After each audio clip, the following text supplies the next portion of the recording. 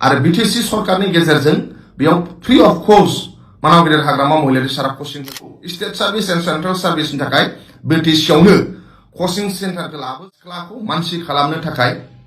हाग्रामा महिलारि सारा बारे बार जोंनि सिगाङाव आरो गुबुन गुबुन मिटिङाव बिथाङा फोरमायनानै आरो जोंनि BPF दोलोनि मानाव गेदेर आफादगिरि हाग्रामा महिलारि सार BTC नि बारग' चिफ बिथाङा इतिमध्ये गुबुन गुबुन मिटिङाव थांनानै आरो जोंनो बिथाङा फोरमायदों एबार BPF आ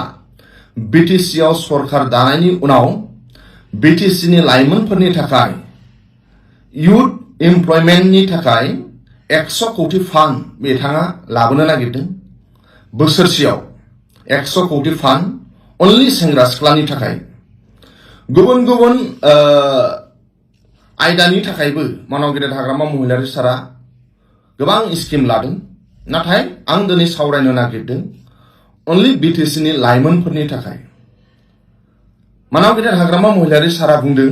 जे एबार BPF आ सरकार फैखांनायनि उनाव 100 crores for BTC youth employment जे जों BTC नि सेंग्रा सिख्लाखौ साख्रि मोनहोनाय लोगोसे गावनि आथिङाव गसंनानै मानसि जानो थाखाय हाग्रामा महिलारि सारा आसनि लादों मानाव गेदेर हाग्रामा महिलारि सारा जोंनो फोरमायनाय बादिब्ला स्किल डेभेलपमेन्टनि थाखाय जोंनि ओनसोलाव इन्डास्ट्रि डिमान्ड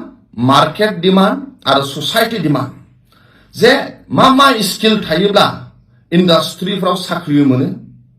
आरो मा स्किल थायोब्ला मार्केटआव माने बिराद डिमान्ड जायो आरो जोंनि ससाइटिया माखौ डिमान्ड खालामो बेखौ जोंनि BTC नि जायफ्राबो माखासे ड्रप आउट जा बा एडुकेटेडआनो जा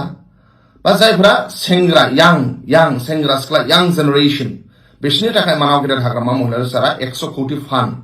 लाबोनो नागिरदों जोंहा 40टा समष्टियाव 40टा स्किल सेन्टार थागोन आरो बे स्किल सेन्टाराव जोंनि ओनसोलाव थानाय इन्डास्ट्रिफ्रा माखो डिमान्ड खालामो बेखौ फोरोंनाय जागोन जाहा इन्डास्ट्रि हिसाबै NTPC दं सालाखाथि BRPL दङ आरो माखासे फिसा फिसा इन्डास्ट्रि दङ आरो BTC नि बाहेरायावबो इन्डास्ट्रिफोर दङ दा बेफोराव साख्रि मोननांगौनि थाखाय मा स्किल गोनांथि जायो बे स्किल डेभेलपमेन्ट बे सेन्टारखौ जोङो मानाव गेदेर हाग्रामा महिलारि सारा BTC आव लाबोनो नागिरदों जाहाथे इन्डास्ट्रियाव प्राइवेट इन्डास्ट्रियाव आरो गुबुन गुबुन आयदायाव साख्रि मोननो थाखाय गुवाहाटी आरो दिल्ली थांनो गोनां जाया बेखौ जोंनावनो मानाव गेदेर हाग्रामा महिलारि सारा BTC नि लाइमोनफोरनि थाखाय BTC आव लाबोनो नागिरदों बिनि थाखाय 100 कोटी बाजेट लादों दा बे 40टा समष्टियाव 40टा स्किल सेन्टार जागोन बाव मानाव गेदेर हाग्रामा महिलारि सारा फ्री बे BTC नि सेंग्रा सिख्लाखौ कचिं लाहोगोन बे इलेक्ट्रिकेलानो जा बा मेडिकेल सेक्टरावनो जा बा अटोमोबाइल सेक्टरावनो जा बा गुबुन गुबुन सेक्टराव जेरै इन्डास्ट्रियाव साख्रि मोनो अटोमोबाइलानो जा मेकानिकेल सेक्टरानो जा बा मेडिकेल सेक्टर लेब नार्स बेफोराव साख्रि मोननांगौनि थाखाय जों बाव ट्रेनिं होगोन BTC सरकारनिफ्राय ट्रेनिं जागोन आरो बे स्किल सेन्टारनिफ्रायनो केम्पास रिक्रुटमेन्ट माखासे इन्डास्ट्रिनि बिथांमोनहा जोंनिफ्राय खालामगोन बेनि थाखाय मानाव गेदेर हाग्रामा महिलारि सारा BTC खौ स्किल हाब खालामनो नागिरदों जाहाथे ससाइटियाव मा डिमान्ड जायो बेथ' थांबाय जोंनाव बिराद जोङो मेडिकेल लाइननि एक्सपार्ट लेबाव साख्रि मावग्रा एक्सपार्ट नार्स एक्सपार्ट बा गुबुन गुबुन आयदायाव ड्राइभार गभर्नमेन्टनि थाखाय ड्राइभार नांगौ अट'जन ड्राइभार जोङो बाव स्किल होगोन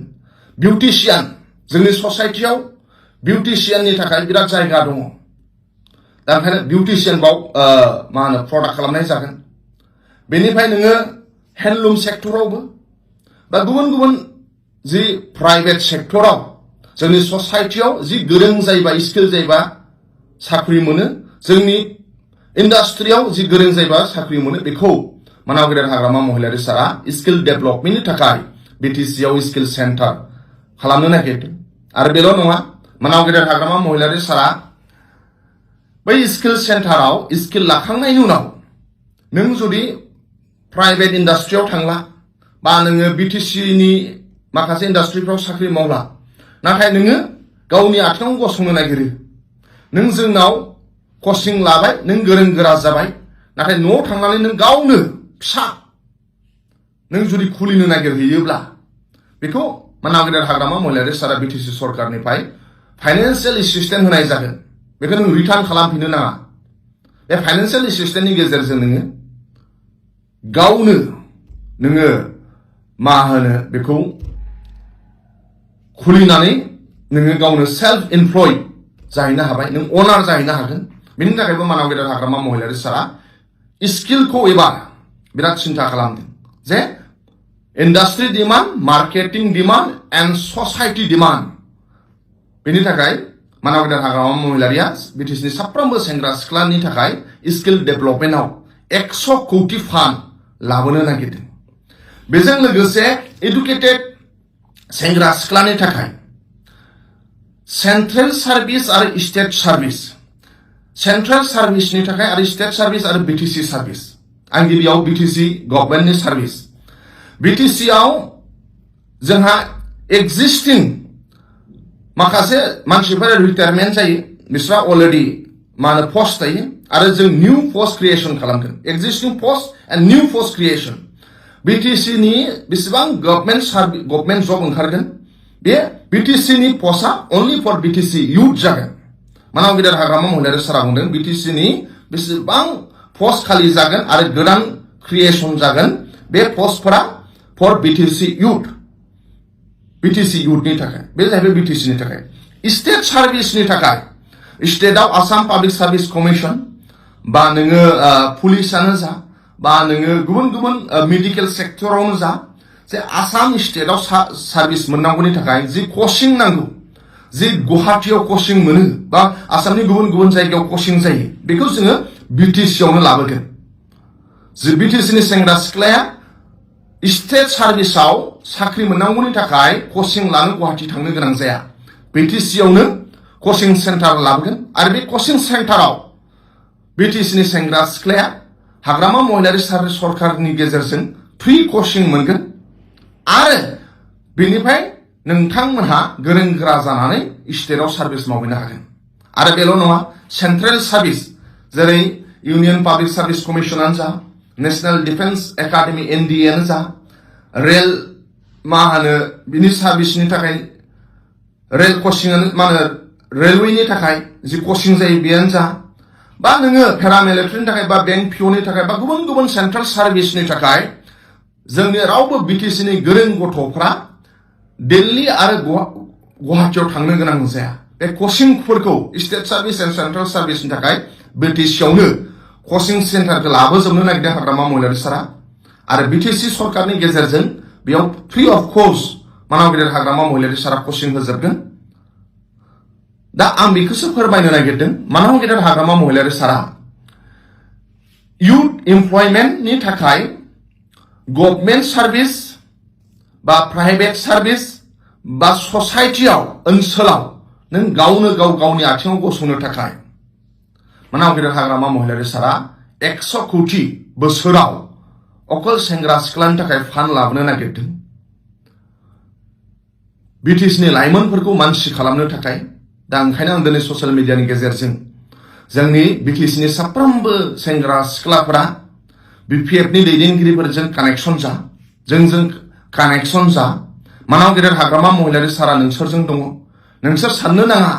जे दिनै गभर्नमेन्ट सार्भिस प्राइभेट सार्भिस माखासे स्किल थानानै नोंथांमोना दिनै गावनि गाव आथिङाव गसंनो हायाखै साख्रि मोनाखै सोर मदद होगोन बेखौ साननो नाङा मानोना नोंथांमोनखौ लानानै मानाव गेदेर हाग्रामा महिलारि सारा दङ हाग्रामा महिलारि सारा BTC नि साफ्रोमबो सेंग्रा सिख्लाखौ गावनि आथिङाव गसंहोनो थाखाय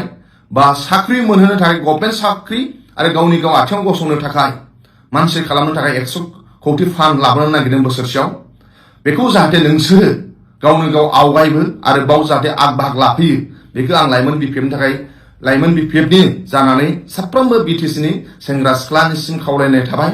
जों एबार BTC आव स्किल हाब खालामगोन आरो बे BTC आव स्किल हाबनि गेजेरजों जों जाहाथे BTC नि